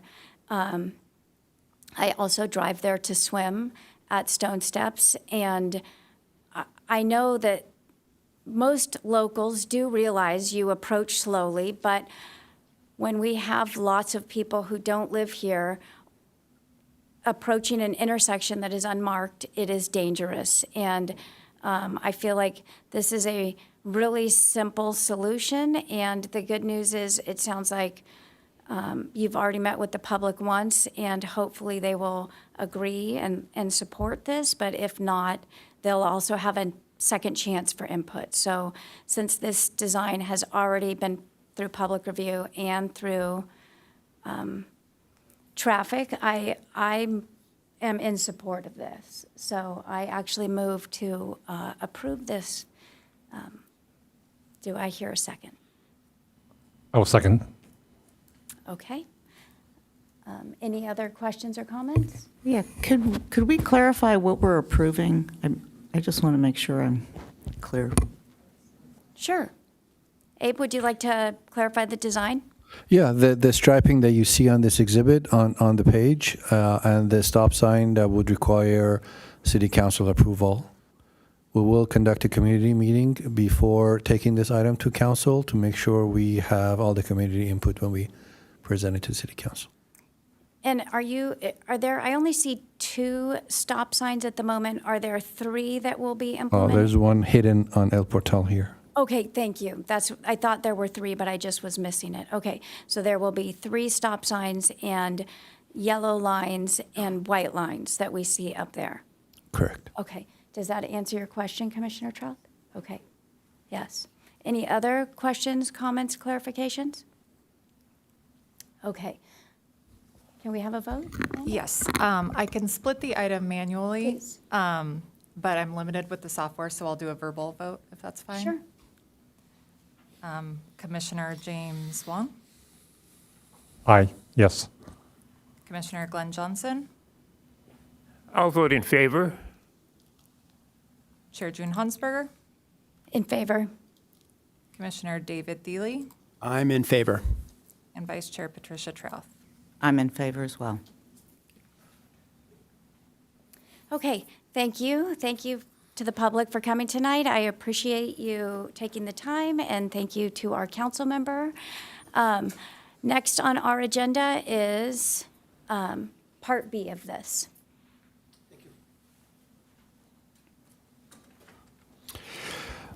Yes, so this is with regards to San Alejo south of Chesterfield toward Manchester. We received, this has been in the works for, I guess, more than a year now. We've had meetings with Bike Walk Encinitas on this. We've had meetings with our own attorney's office and our risk management. Our ATP, Active Transportation Plan, the document that was adopted by the City Council, I would say about 7-8 years ago, does show sharrow markings on San Alejo going down toward Manchester, toward the freeway. However, I'm not sure if all of you are familiar with this curvature just south of San Alejo as it approaches toward Manchester. Something that would come up during this meeting. During Manchester, after it bends from the freeway, it goes up into Cardiff, and it does continue as San Alejo. So when I use these 2 street names, it can be a little bit confusing. Coming south of Chesterfield, it is San Alejo until it intersects Manchester and Manchester. We evaluated this roadway segment for potential application of sharrows, and traffic staff, and we discussed this with our city engineer as well. We did not feel comfortable adding the sharrows for the exact similar reason that I mentioned at the previous topic, the false sense of security. The roadway has a very, very bad geometry with very limited sight distance and a bad grade. So all the, I guess, geometric components that can make a roadway risky for mixing vehicles and bicycles are there. There is an alternate route that can serve the same purpose with a way better geometry that is also included in our ATP, which is basically sending cyclists that are coming from San Alejo or toward the freeway, or coming from the freeway going toward San Alejo at Chesterfield, to use the Manchester going into Cardiff and then using Dublin to come back towards San Alejo, basically bypassing this bad geometric design that we currently have inherited from probably more than 100 years ago. The design that we have tonight recommends addition of a bike lane. We do have enough width here, just south of Chesterfield, to add dedicated bike lanes. Right by Norfolk, we have to convert to a Sharrow. We get to Dublin, go into Cardiff, and then go down on Manchester, and then continue on Manchester. This, we feel, is a way safer design in comparison compared to putting Sharrows on San Alejo in that curvy, high-grade area. And we recommend addition of some signage that guides cyclists who are on San Alejo coming from Chesterfield or on Manchester coming toward Cardiff to know that they have an alternate route toward San Alejo, and they don't need to continue and follow the straight line of Manchester and go into the relatively limited visibility area and bad grade area of San Alejo. Basically, these two scenarios is what we're here for, receiving Commission's input. Staff recommendation is to do the alternate route, to go into Cardiff. A little bit of a longer route, but in our opinion, a lot safer and more clear with regards to how cyclists should navigate this corridor. I'm open to questions. Thank you so much for putting this design together. I know that this commission has talked repeatedly about the unsafe conditions along that curve there, and so I feel like this is a solution. So I'm going to see if I'm guessing Commissioner Wong would like to speak. Thank you, Chair. Abe, I do agree with your suggestion, because actually I just wrote that yesterday. With minor modification, rather going all the way to San Elijo down Dunwood, I turned at Newcastle. But that essentially same effect, because that S-turn is not at all comfortable for a bike. Maybe going downhill it is, but not going uphill. But I think people who are new to the area may not know that, and just having a bike route sign saying turn this way, they may not realize you are directing them to the same location, only a safer route. So if you had more than just a green sign saying turn this way, you've had some kind of map or something. I know that's not a standard symbol in the MUTCD, but it would help explain why you're suggesting turn right here. I'm going to get you to the same place, and it'll be safer. So, Understood. yeah, I mean, I do understand why you're wanting to put showers there. I think that people will still ride that way and just take the whole lane. Showers are not. The showers do give them maybe a little more sense that there's safety there, even though they're not safer. But at least they'll take the whole lane anyway. So I agree with your suggestion, but I wish it had more. I hope there's some way you can add some indication telling cyclists who are not familiar that's you're looking out for the best interests, basically. Well, I think we can come up with some sort of a custom sign that says here toward Cardiff, toward, maybe we can mention Chesterfield, use here toward. I mean, I got to think about what our cyclists are going toward here, this toward CRT. I mean, we have to mention some sort of a destination that connects with the cyclist here toward 101. Something, I mean, it doesn't need to be the exact Chesterfield signal, but we have to tell them that this, as you said, this sends them to the same final destination, toward the final destination that they're after. Well, if you just had a map like you're showing now, here's the different route, that, it tells them you're getting to the same place. You think cyclists would have stopped to read the map? I mean, I don't know. I'm asking. I'm not as good of a cyclist as you. Well, there's a stop sign there, so maybe. Really? Yeah. I don't know. I can't say can't generalize. Point taken. I'll definitely consider it. Okay, thank you. If supported by Commission. Thank you. That's a great suggestion. Do we have public speakers, Amanda? We do. We have one, Michael von Neumann.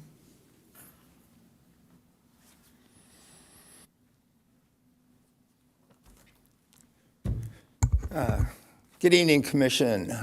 Thank you for the opportunity to comment on this. To begin with, I want to read something from this report. The presence of sharrows will alert motorists to the presence of bicyclists, reinforcing the need for safe passing behavior, while also assisting cyclists in navigating designated bicycle routes where bike lanes are not feasible. Additionally, sharrows contribute to traffic calming by reducing vehicle speeds and improving safety for all road users. I would like to see sharrows on that twisty, turny part of this road. This is where bicyclists ride. They ride west on this, they ride east of this. I've been riding this section for decades. I see the bicyclists coming down those twisty turns. Why in the world would we not want to alert motorists that bicycles may be in the lane during this most critical and dangerous section of road? I don't understand why. I've heard over and over again it gives a false sense of security to the cyclists. I don't know any cyclists who have a sense of security riding on that section of road or in a lot of roads in Encinitas. If a bicyclist is riding on the roads of Encinitas, they better not feel safe and secure. They better be alert and take defensive action whenever possible. So why, it confuses me. Staff has before said that they've talked with risk management and things like that. I don't understand what that actual reason is. But again, this is the most dangerous part of this route. I love the idea of the bike lanes south of Chesterfield and the sharrows even on Manchester and then Dublin. I think that's great. I think sharrows should be on a lot more of our streets. But this section is the most critical part of this route. And this is where bicyclists ride. If you don't think they do, go there on a Saturday morning. And you'll see dozens and dozens of bicyclists doing this because this is the way you get from the coast over to the bike path underneath the freeway going to Solana Beach. And that has even increased the amount of bicyclists on this road. So those are my comments. I hope that you would recommend additional installation of sharrows on that part. Thank you. Thank you for your comments. Commissioner Johnson? Yeah. That twisty, windy part of the street has such a wonderful view of the ocean. It's kind of exhilarating, actually, to go along there on a bicycle. I only drive a car there, but it's a beautiful view of the lagoon and the ocean and a nice breeze. And I think even if we had signage routing the bicycles to residential streets, such as leaving on Manchester, I think a lot of bicyclists would prefer to take that route. We could instead detour the cars along the safer route and dedicate that entire street to bicyclists and pedestrians. Of course, that's just an off-the-wall suggestion. Make it a walking street. I like that, making it a walking street. Like in Santa Monica, they have some of those. I was going to circle back to just ask Abe, and then I would love to hear from Sergeant Collis and just get your take on this situation. And I do apologize, I forgot to ask your take on the last intersection that we were looking at as well, which, my apologies. So maybe, do you want to give us your take on both of those intersections, since I... Sure. Thank you. So the El Portal intersection, I was a motor here for 7 years before I left briefly, came back as a supervisor, and I honestly have never, and since being a supervisor here in the last 3 years, I've never had any complaints at all there, and I get complaints from all over the city every day.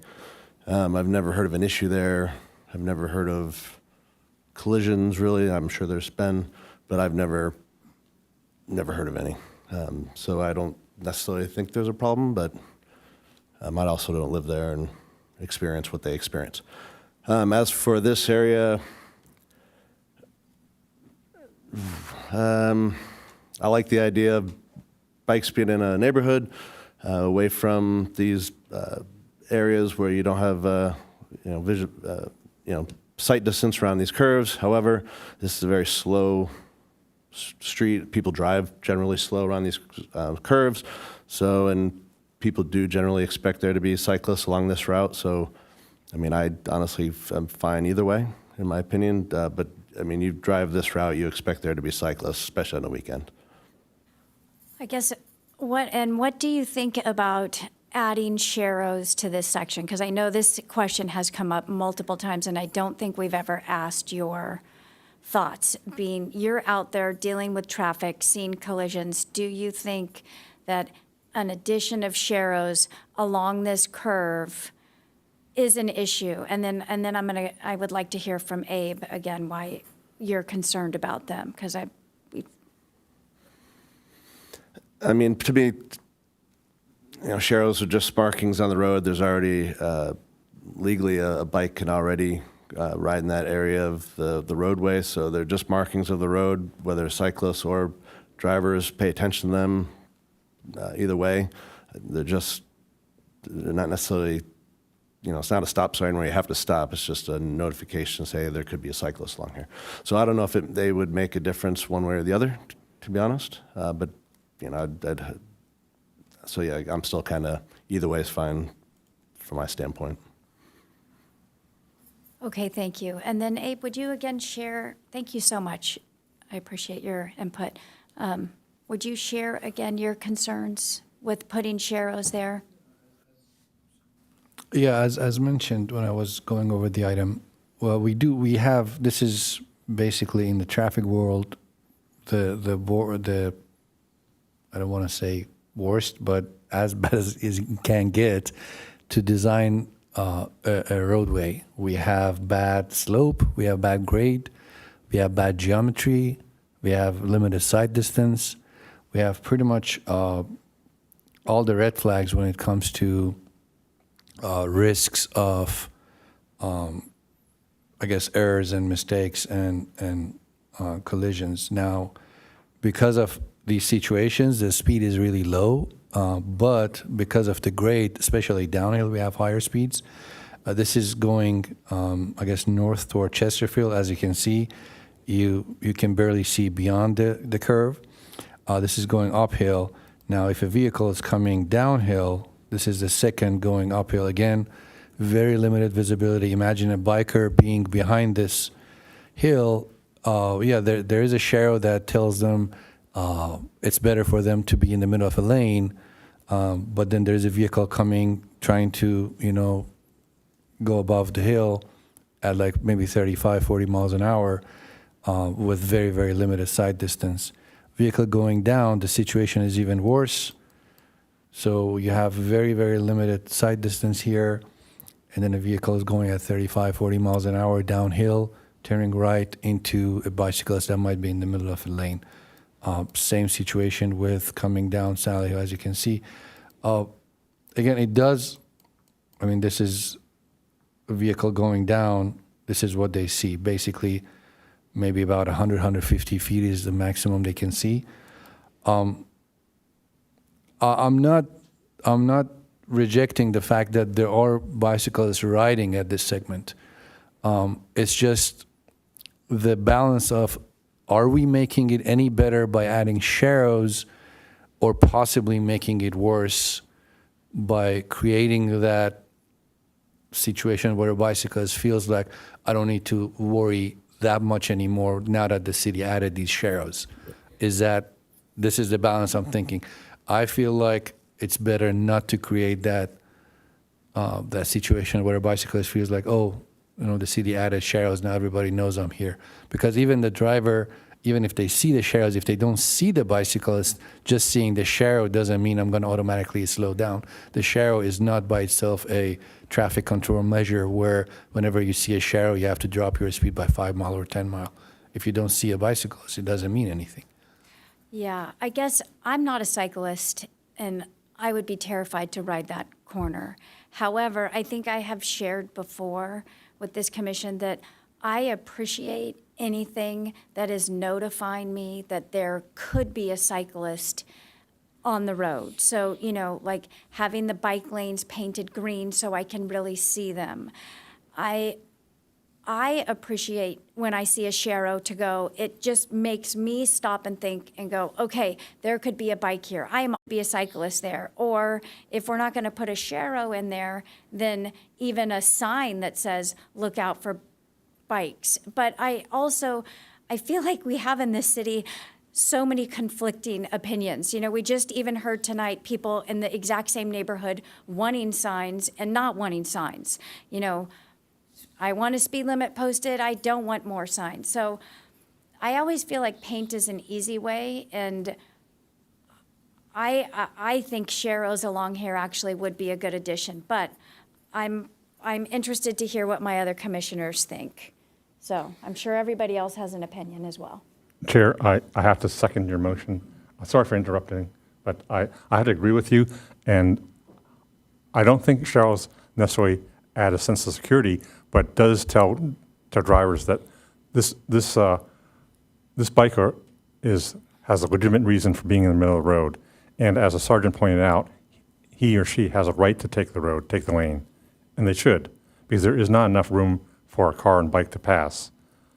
So if a driver gets mad at bicyclists on taking the road, as they often do, then the Sharrow at least says, I have a right to be here, even though they have a right with or without the Sharrow, but the Sharrow does give them some sense of legitimacy. So for that reason, I am in favor of Sharrows, even if this is not a recommended route. And perhaps the sign can say, well, this is a safer route, we don't recommend this way, but you still have a right to go this way. Because they do. Yes, and that being said, I really support the new route, and I think I like it. I like Commissioner Wong's idea of additional signage to show that that is the safer route. But I do hear your concern of creating, a safety zone when there isn't. However, like I said, I think it makes drivers more aware, and they will keep their eyes open. But I should also ask, is there a legal issue with putting a Sharrow there? I know we had that one terrible accident in Leucadia where a woman was hit in a Sharrow. So with that being said, have you consulted legal, and is this an issue, and that's why you're saying we don't want to put Sharrows there? So. Well, with cases like this, there is this concept of design immunity where a traffic control measure goes to city council and gets approved by city council with a signature of the city engineer, as long as there is no clear negligence with design or clear going against some sort of a code. As long as it has a signature of the city engineer and approval by the city council, it is very, very strong with regards to liability. It is solid. If that is the recommendation of commission, again, it's not a staff recommendation. We have done this before. We can take it to city council and see what council direction is on this for various purposes. Obviously, it's a big deal with regards to liability, as you mentioned. But if council approves it, then it's, I would say, 99.9% safe with regards to liability, because it's not against any code that we're not supposed to do it. The only code that I think we have right now in MTCD is it's not even a shall not. I think it's just a should not for roads higher than 40 miles per hour, which this road is not. So. Okay, thank you for all of that. Commissioner Johnson? Yes. What is this road posted? I noticed that the curve is posted at 15. Oh, well, that's the advisory speed. The actual speed, I want to say, is 25, right? It was 30, but it was converted to 25. So it's a 25-mile speed limit street. Sheriff, do vehicles often travel faster than that on this street? In this general area, I've never had complaints, but up further north, there has been some complaints for speeding vehicles. We've written some tickets there for sure. But in this curve, I've personally never received a complaint about speed. Thank you. Commissioner Trouth? Yes, I just want to say I support the Sharrows, but I'd also support the alternative route.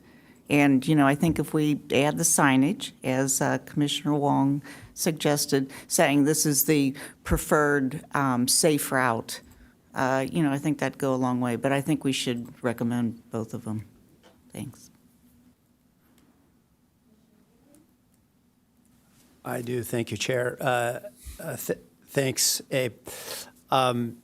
I would say consistency with Sharrow marking is important. We have it on both ends of this road on the Coast Highway. And I think it is helpful anytime we can mark a roadway that notifies vehicles that there's going to be bicycle activity in the roadway. And I would say going north up the hill, obviously you're going to be going slower on a bicycle. It is more helpful for the vehicle to be aware coming around that first curve for sure. So I would suggest Sharrow marking, and it's consistent. So I think it's kind of reverse. If there's no Sharrows marked in this section, then it might be a little bit of more freedom, or cars, people driving the cars may think that, oh, well, it's unmarked, so there might not be any cyclists on this particular part of the road, and they might have taken the alternative route, which I don't know if I agree with the alternative route. There's a lot of parking driveways. I surely won't be using that road to ride my bicycle, especially coming down, which you have a little bit more speed, and it's narrow, like we were talking about earlier. But I strongly suggest Sharrows on this particular piece of roadway. Thank you. I'd back you up on that, Commissioner Thiele, because as you point out, the lack of Sharrows may say, well, bikes aren't supposed to be taking the lane here. So it may have exactly the effect you're pointing out. I don't know how people think, but it could be that. So if Cheryl would like to make a motion, put Sharrows and the alternate signage, I'd be happy to second it. If Cheryl would like to do that. Or I'd pre-second it. Oh, well, you can go ahead and make the motion, whatever your motion is. I'm sorry. Were you suggesting a motion? Well, since you suggested going ahead with the Sharrows anyway, with the signs, I was giving you the option of making the motion, and I'd second it. Oh, well, okay. I can, or you go ahead. Since the sign was your idea, how about that? Okay, we can do this cooperatively. So I would like to make a motion that we add Sharrows even to the S-turn on the San Elias section, but also add the signs and Sharrows as staff recommended, with the possible addition of a sign suggesting that this is an alternate route that's safer. I'm sorry, I don't have a good wording for it, but I think you understand what I mean. Yeah, correct. We will not use the word safe on the sign, because that would imply that the other one might exactly, not be. some liability. But yeah, I get the point about the sign. Yeah. Alternate route, yes. I think it might be a much safer alternative for families with kids on bikes that don't want to be on that curve. So, good. So we have a motion. Do I have a second? I second. Any other questions or comments? Okay, Can we go ahead and do that manually again? let's go ahead and vote, yes? Commissioner Jim Wong, Aye. Commissioner Glenn Johnson, Aye. Chair June Hansberger, I'm in favor. Commissioner David Thiele, I am in favor. and Vice Chair Patricia Trouth. I'm in favor. Thank you. Okay, thank you. I think that takes us off of our action items, and now we are on to agenda item 8, which is the city traffic engineer report, and 8A is the safety and mobility project updates. Do you have some updates for us, Abe? I have my monthly table here, the ongoing projects that we have. The lead pedestrian interval, the citywide signal upgrades is in progress. Construction started in December. We are, as you recall, upgrading all of our traffic signal controllers citywide. And we'll be adding some new crosswalks, some additional pavement markings, some bike loops, and at the intersections that have bike lanes, and additional symbols for our bikes to know where to stop at. So there are a bunch of improvements coming with this project. Just about to start. We had our kickoff meeting in December. Construction to start. Technically started, but actual shoveling ground this month. Bike emergency project is ongoing. We've done the mini roundabout at Quail Gardens Drive. Several of our cross bikes are implemented with the ramps. The cross bikes at Belori, I believe, is there. The crosswalk at the college is there. We have multiple other projects. Saxony is in the works. The pavement repair is underway. Next week, more repairs, and sometime in March, we will be slurry sealing Saxony Road, Village Parkway, and El Camino Real. The chicanes on Saxony will go in after the pavement is done in March. The permit parking program update, there has been some delay here, but it will be going to City Council in March. The item was already reviewed by the Commission last year. And the traffic calming on Quail Garden and Saxony, I already mentioned, it's in the works. The 4 signal modifications, adding protected left turn, protected permissive left turn at 4 of our intersections was completed. Minor tweaks left, but Lucadia at Quail now has a protected left turn for Quail Gardens. Vulcan at Encinitas Boulevard now has protected left. Vulcan at Lucadia now has protected left. And the Santa Fe Hospital and Vaughn's Shopping Center, they now have protected lefts.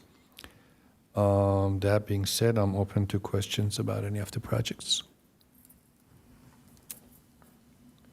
I have a quick question about what is going on.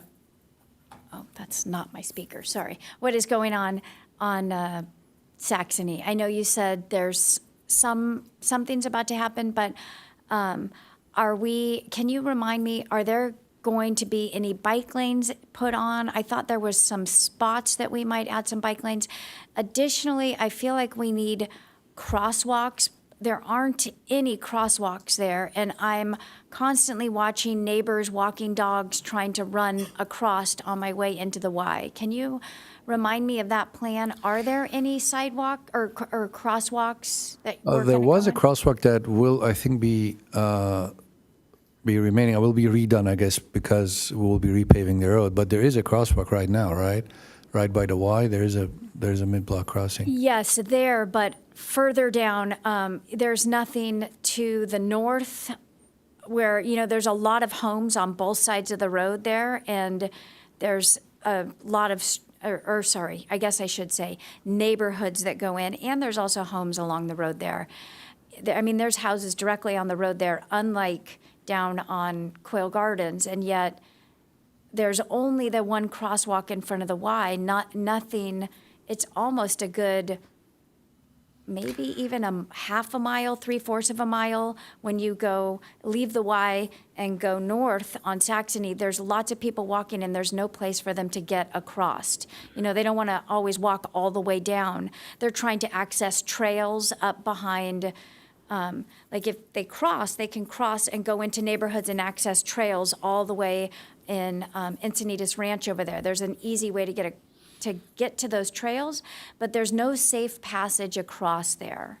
Do you want to? You know, I know that you're talking about mostly north of Botanic Garden, because south of Botanic Garden there aren't that many houses, mostly north of the Botanic Garden when you get closer to Leucadia. I'm on Saxony. I guess I don't think of the Botanic Garden on Saxony. I guess the west side, what is it called? The farm. Equi Ranch? Yeah. It's right past the ranch. I feel Yeah, like we could use a crosswalk there. You also have people parking on the sidewalk to access the ranch, and then Yeah. running across Saxony is not really that safe. You know, they're parking on different sides to get into the ranch as well. The road is pretty narrow there. I believe it's about 25 or something. It's very, very narrow. But I do get your point. This project, I don't believe there is any crosswalks on the approved plans. There are some new bike lanes south of the Y going toward Encinitas Boulevard. There were some parking modifications. I mean, the plans were reviewed more than a year ago, I think, but it was like a long time ago. But yeah, I don't think there are any new crosswalks. We have those traffic calming chicanes that are going to be added north of the Y, and the crosswalk will be rebuilt in place with the new pavement. But no, right now we're doing pavement repairs, potholes and everything, crack seal, and then in about 3-4 weeks it would be repaved and striped with the new striping plan. The potential new crosswalks can certainly be revisited. There are currently talks between the union residents and our council member about potential improvements at the intersection of Union and Saxony. That's something else that's in the works. But yeah, north of the Equi Ranch access on Saxony toward Leucadia, it's pretty narrow. It's like one lane in each direction. I don't think there's any other road in the city like this that we have crosswalks on. But I do get your point. I can take a look and see if there is a good location for a possible additional crossing. Well, I mean, if we got one at Union, that would, you don't have to have a crosswalk every block, but it would just be nice to have at least one more. That is a long stretch. I don't know how long it is from Leucadia Boulevard to Encinitas, but to only have one crosswalk there. I run there often, and besides, trying to find a spot to stay safe, I am dodging across to try to access those trails. So, No, I can certainly look into the trails to see what would be a good location for a potential. Yeah, I think at Union would be just fine. That would be nice because it takes you up that back street, I think. And anyway, thank you very much. Sure. Yeah, I appreciate that. Okay, any other questions about this? I had a comment. So first of all, I didn't really quite catch what you said, but you said that you will be marking some detection loops for bikes. Well, that's great to hear since I've only been working on it for a decade or so. Which ones are they? I know. I think all of the bike loops will get it. All of them? Yeah. You mean everywhere or? No. Everywhere we have so we have 40-some intersections that will be upgraded with this grant. At all those 40-some intersections, wherever we have a bike lanes, we'll add a bike loop with a detector card for all the approaches of the bikeways. And then at all those locations, wherever we have a turn pocket, we will add the symbol too. Okay, so it's for the detection loops that are in bike lanes, but not necessarily the ones that are in traffic lanes. Well, I guess if we have a bike lane, we don't need a bicyclist doesn't need to be in the travel lane unless there's a pocket. Understand, but there are many intersections that do not have bike lanes, but they do have loops for traffic. Correct. And those are the ones that it'd be nice if a bike could trigger that light. Otherwise, they'll have to wait forever. So, correct. So I believe if there's no bike lane, there is a symbol. If there's no bike lane with a detector card, the travel lane would get a Oh, I see. Okay. symbol. Thank you for clarifying that. I did not understand that. And And the other thing is, I think we went over this before, but this is a follow-up law. You used to have every item numbered, so they're easy to reference, and this one doesn't have that. So it'd be nice to just put the column with the numbers back again, just so we can say, let's look at number 56, rather than the third one down. It says summer of 2021. That's just a convenience thing. Thank you. Thank you, Chair. Thank you. Any other questions or comments? Commissioner Thiele? Thank you, Chair. First, I want to say that it seems like every time I ride my bike, there's another lane or buffer that has been striped. And I just want to say that this is a real relief, and it's incredible riding around the city just in the last couple of years, and even more recently. Maybe I live and ride in areas where the stripe is needed, but it definitely feels like it. But El Camino Real, Manchester, I mean, in that entire corridor is really improved. Thank you for that. I have a couple of questions. One is Coast Highway north to La Costa. I had ridden on that this weekend. And there's all kinds of activity. Is there any progress report, or do you think is that just completing one side and then you go to the next side on that northern section there? That's obviously, as you know, it's our streetscape project. I have very minimal involvement in that. I can ask our CIP team to provide updates to the commission, or if you have specific questions, you can just email me and I'll forward it to the project manager, ask questions. Perfect, thank you. My next question is on Santa Fe, and I don't know if I was riding a lot this weekend or not, but I happened to be riding. I wanted to ride west to east on that, and I saw there was even more solutions and lanes and progress. It seemed like I saw their plants even in the planters there. But do you have a site on when that is going to be complete? It looks to be close, but do you have an approximate? Similarly, the Santa Fe project is also managed by our CIP team. I do know that the project is getting to a midpoint completion. It's not going to get all the way to the original 100% of original plans. They're, I think, stopping somewhere in the middle. Possibility of hiring another contractor later on, or city council modifying the design. It's coming to a stop where it's drivable and rideable, but then what happens after? How far are we going to go with regards to fully implementing the original plans? That's something that's our CIP project manager and city council, they would have to. Okay, thanks for that.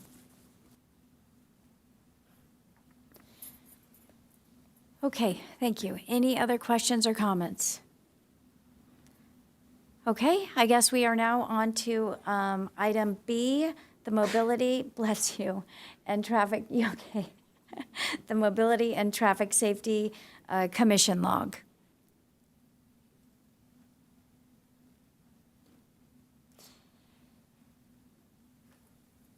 Okay, bless you. Any questions, comments?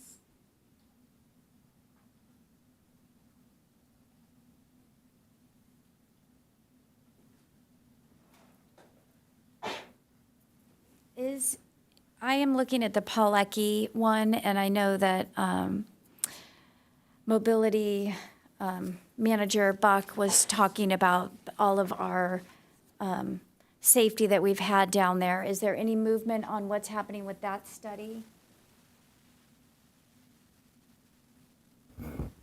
It says looking for a new plan for pickup and drop off. Yeah, I can comment on that. Staff has met a number of times with district staff, with the, from the superintendent's level to the facilities and safety director and principal as well, looking at some different proposed ideas for changing the circulation. None of those were really landed, and didn't really have much support from the neighbors as well, who were kind of included with outreach there. Since that time, I think that it's pretty well news now that Pawlecky Central School, they'll be redoing that campus next school year. So there's going to be some really, pretty much a rebuild of the entire campus. So we had a meeting with them this week, and they shared some of the really just conceptual plans for the campus, which will really change the traffic circulation. So we're kind of waiting to see how that develops. And, I think that's going to solve a lot of the problems, both provide more parking and kind of clean up that pickup drop-off. So yeah, it should be a much different looking situation over there by the time they finish it in about a year and a half from now. Okay, that's exciting. My other question in that same area is, we have the El Portal roundabout, or, underpassing and roundabout there, and a lot of community members use that, and they also use that Vulcan frontage, where there is the little asphalt path that we have that is blocked by a curb. But is there any discussion to improve that and or stop, all the cars that jump it and park over there?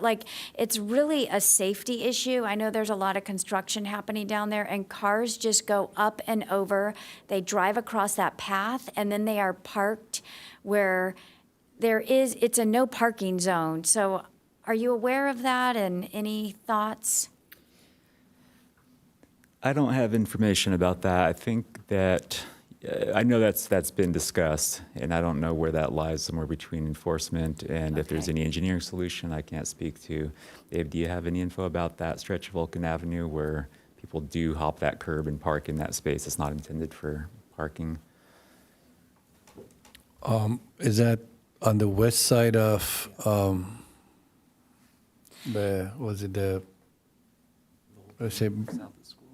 It's so if you look at Pawlecky, if you're, it is to the north of Pawlecky along Vulcan, and there's a new construction site happening right next to RCP, and there's so many construction trucks that are jumping up and over the curb and parking there, and it's, that's the path that kids are walking to and from school, and there's all these huge trucks, and it happens all the time. I mean, even, so maybe we just need some more enforcement there, because I know it is not a parking zone.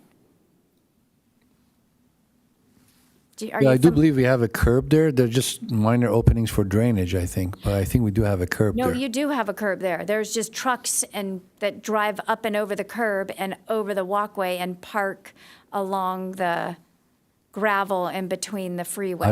Between the train I tracks. don't even know if it's a city right away, right? Do you issue tickets in I believe I've had complaints there, but I think we found that it wasn't, that we could legally cite for it, because I'll have to go revisit that, but that's probably railroad property, which we can cite on, if there's legit signage and appropriate signage.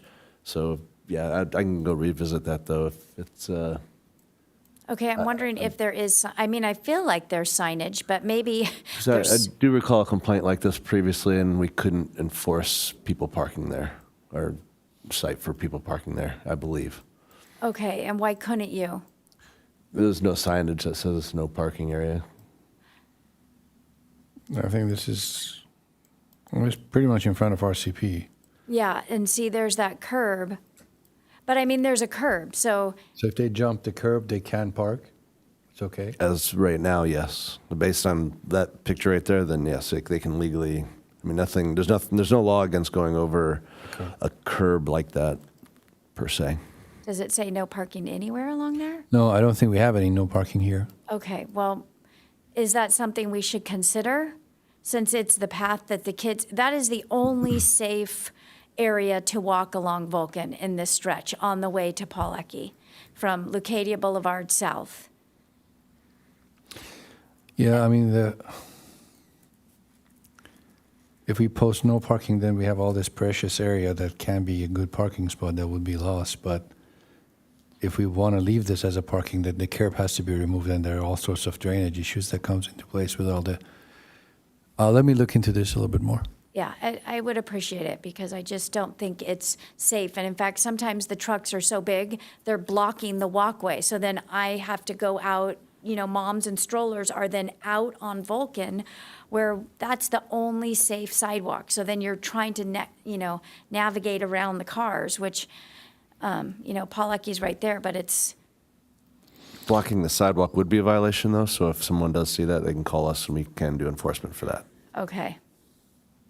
Okay, well, anyway, I think that would be something that would improve safety in this corridor, and it would be hopefully a simple fix to just do no parking there. So, okay, thank you. That was my one concern. Any other questions? Okay, I think then that moves us on to development project updates. If anybody looked at that and had any questions about the development projects. Okay.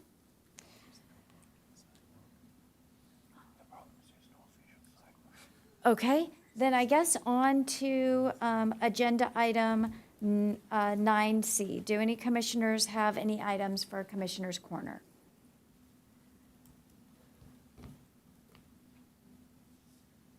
Okay, well, seems like a quiet night then. If there's no further, then on to number 10, adjournment. May I please have a motion to adjourn? Motion to adjourn.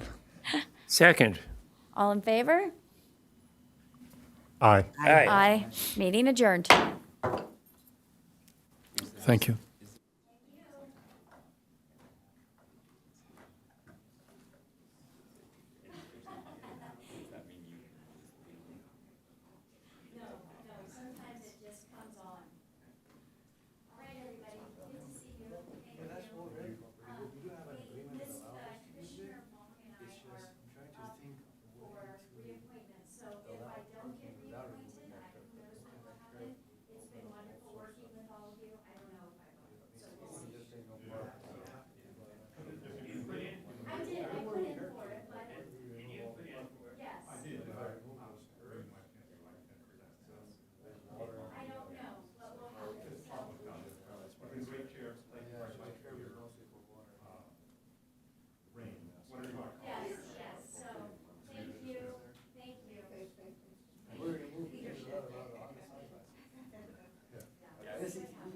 When they allowed the city to use that area, they asked the city to put a sign every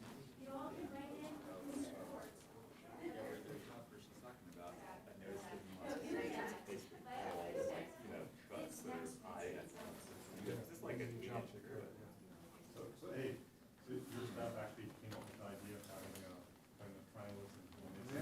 Not the garden, but yeah, the design.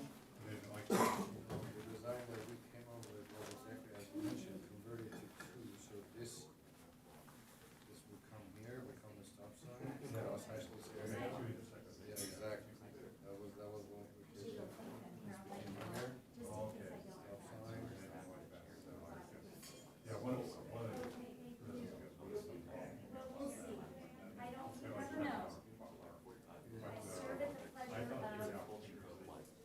It wasn't nice, I liked it, it was just a little bit of striping, and they were like, oh, leave out here. Thanks for Hey, thank you guys, it's been a real pleasure. I'm sorry I forgot your information. It's just I always write this down.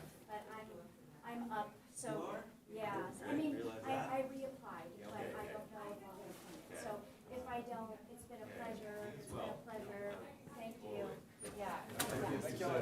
Yeah. Bye, Abe, hopefully I'll see you again. You never know. Yeah. I don't know. Good night, thank you. You're up too, right? Yes, I'm All right, up well, too, so we'll know. again, there's